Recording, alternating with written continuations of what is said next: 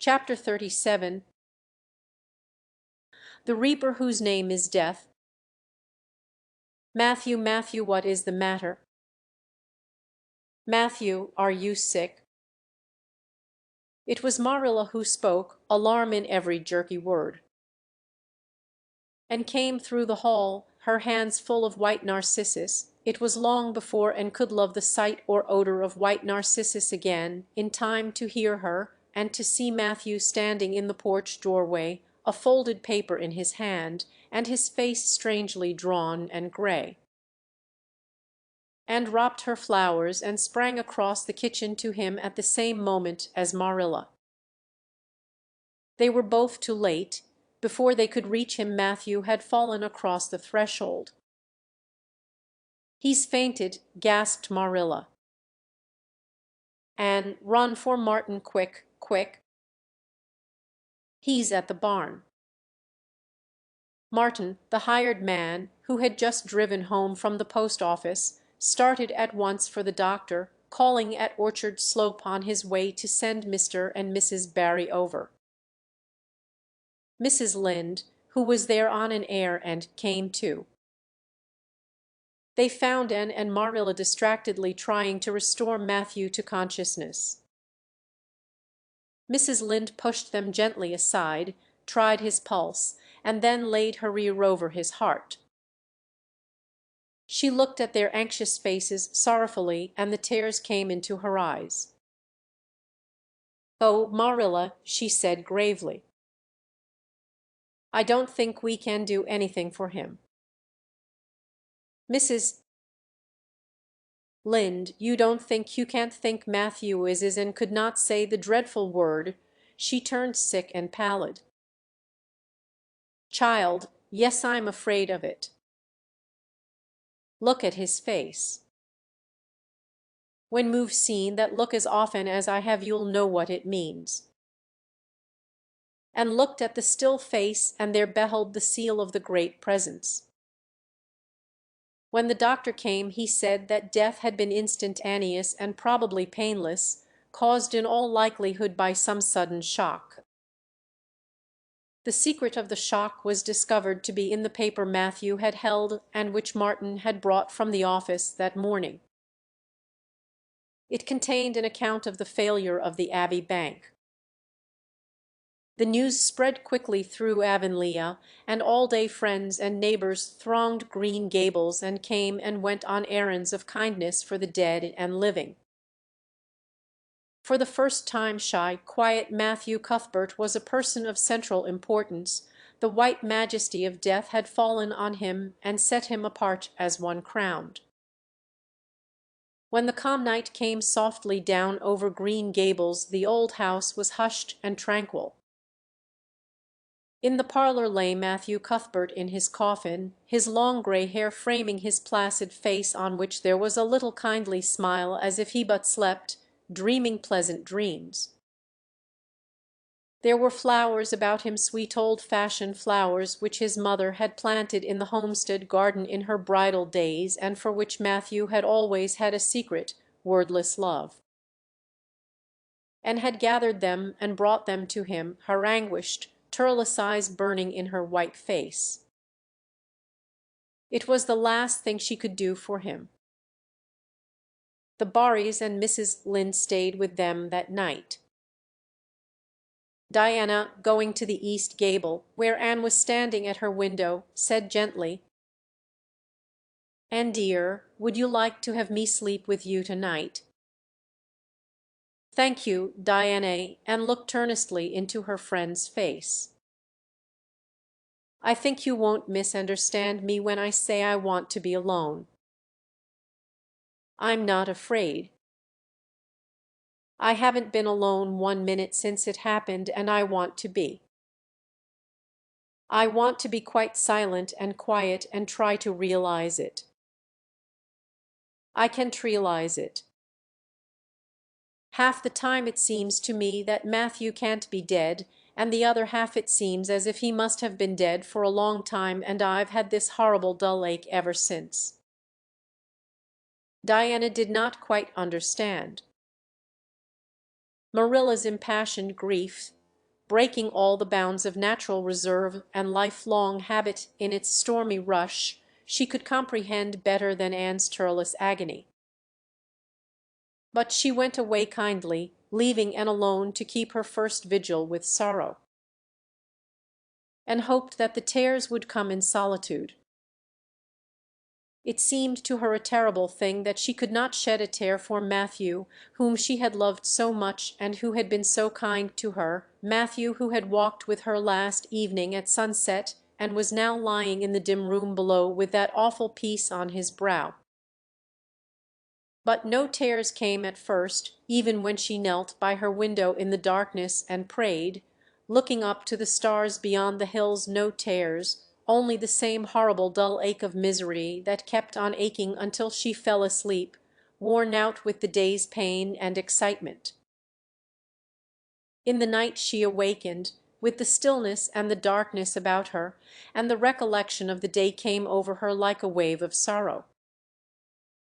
She could see Matthew's face smiling at her as he had smiled when they parted at the gate that last evening. She could hear his voice saying, my girl that I'm proud of." Then the tears came and wept her heart out. Marilla heard her and crept in to comfort her. There, don't cry so, dearie. It can't bring him back.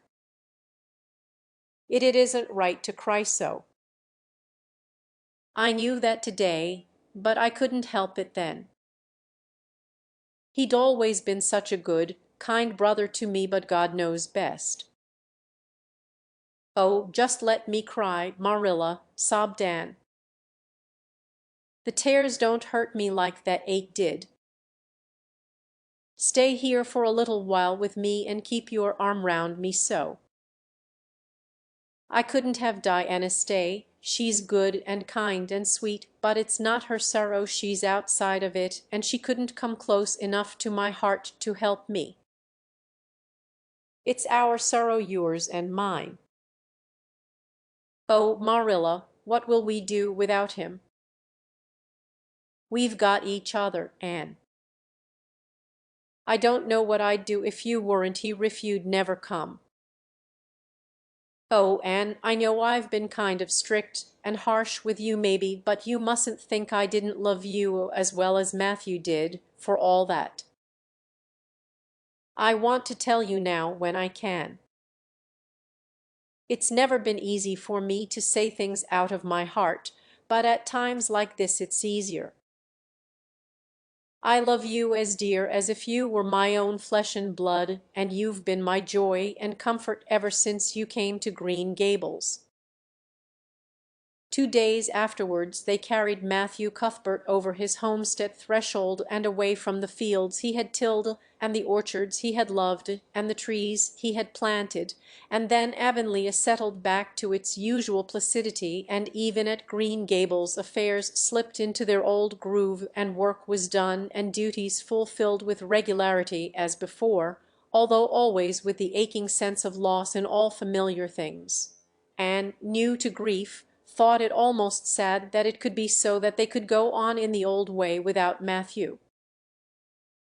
She felt something like shame and remorse when she discovered that the sunrises behind the firs and the pale pink buds opening in the garden gave her the old inrush of gladness when she saw them, that Diana's visits were pleasant to her, and that Diana's merry words and ways moved her to laughter and smiles, that, in brief, the beautiful world of blossom and love and friendship had lost none of its power to please her fancy and thrill her heart, that life still called to her with many insistent voices. It seems like disloyalty to Matthew, somehow, to find pleasure in these things now that he has gone, she said wistfully to Mrs. Allen one evening when they were together in the manse garden.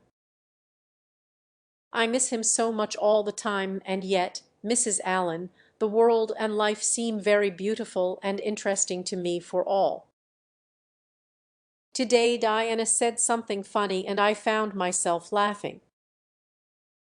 I thought when it happened I could never laugh again. And it somehow seems as if I oughtn't to. When Matthew was here he liked to hear you laugh, and he liked to know that you found pleasure in the pleasant things around you," said Mrs. Allen gently. "He is just away now, and he likes to know it just the same. I am sure we should not shut our hearts against the healing influences that nature offers us. But I can understand your feeling. I think we all experience the same thing. We resent the thought that anything can please us when someone we love is no longer here to share the pleasure with us, and we almost feel as if we were unfaithful to our sorrow when we find our interest in life returning to us. I was down to the graveyard to plant a rose bush on Matthew's grave this afternoon," said Anne dreamily.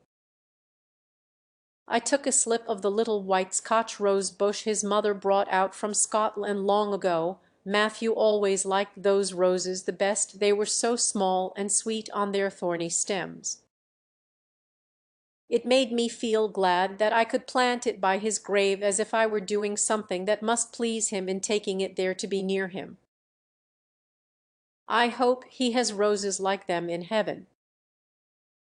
Perhaps the souls of all those little white roses that he has loved so many summers were all there to meet him. I must go home now. Marilla is all alone, and she gets lonely at twilight. She will be lonelier still, I fear, when you go away again to college," said Mrs. Allen. Anne did not reply. She said good night and went slowly back to Green Gables. Marilla was sitting on the front door steps, and Anne sat down beside her. The door was open behind them, held back by a big pink conch shell with hints of sea sunsets in its smooth inner convolutions. Anne gathered some sprays of pale yellow honeysuckle and put them in her hair. She liked the delicious hint of fragrance, as some aerial benediction, above her every time she moved.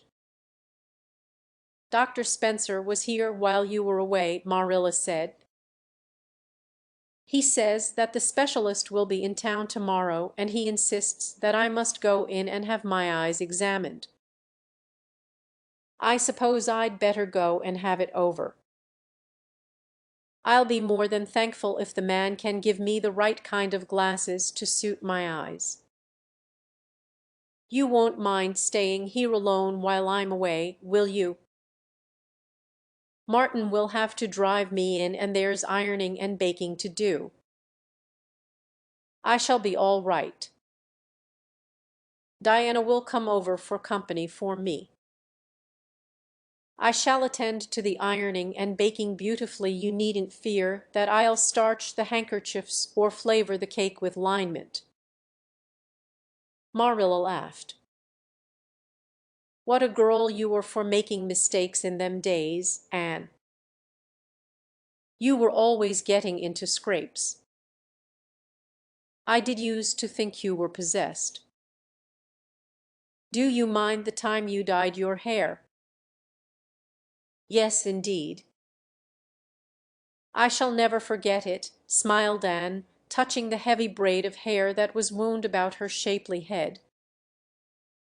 "I laugh a little now sometimes when I think what a worry my hair used to be to me, but I don't laugh much, because it was a very real trouble then. I did suffer terribly over my hair and my freckles. My freckles are really gone, and people are nice enough to tell me my hair is auburn now, all but Josie Pye. She informed me yesterday that she really thought it was redder than ever, or at least my black dress made it look redder, and she asked me if people who had red hair ever got used to having it.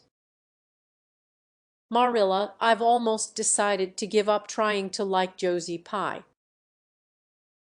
I've made what I would once have called a heroic effort to like her, but Josie Pye won't be liked." "Josie is a Pye," said Marilla sharply, "so she can't help being disagreeable. I suppose people of that kind serve some useful purpose in society, but I must say I don't know what it is any more than I know the use of thistles. Is Josie going to teach? No, she is going back to Queen's next year. So are Moody Spurgeon and Charlie Sloane. Jane and Ruby are going to teach, and they have both got schools, Jane at Newbridge and Ruby at some place up west. Gilbert Blythe is going to teach too, isn't he? Yes, briefly. What a nice-looking fellow he is, said Marilla absently. I saw him in church last Sunday, and he seemed so tall and manly. He looks a lot like his father did at the same age. John Blythe was a nice boy.